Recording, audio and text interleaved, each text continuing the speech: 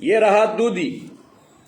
ये दूधी आपके घरों के आजू बाजू हर जगह रहती है। मेरे दोस्तों, इसका नाम दूधी। ये 3 किस्म की आती है। इससे बड़ी भी आती है और इससे छोटी भी आती है। रोड के आजू बाजू जहां घास रहता है वहां ये भी रहता है। दोस्तों, ये सालन बना के खा सकती, जूस बना के पी सकती, मिश्री दाल को डिकाशन बना को पी सकती चाय की तरह। मेरे दोस्तों, इसमें क्या है, आँखों की रोशनी के लिए दवा, और कान में दर्द है ये दवा,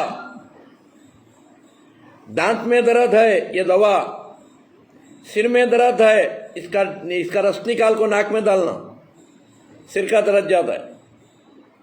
पेट की खराबी है, इसकी पेट की खराबी खत्म होती है।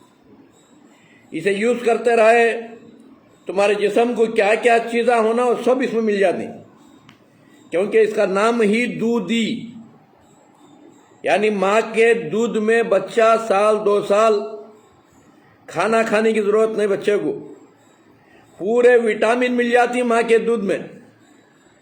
इस तरह इसमें भी पूरे विटामिन मिल जाती। मेरे दोस्तों, ये आपके घर के आजू बाजू रहता है, ले लो।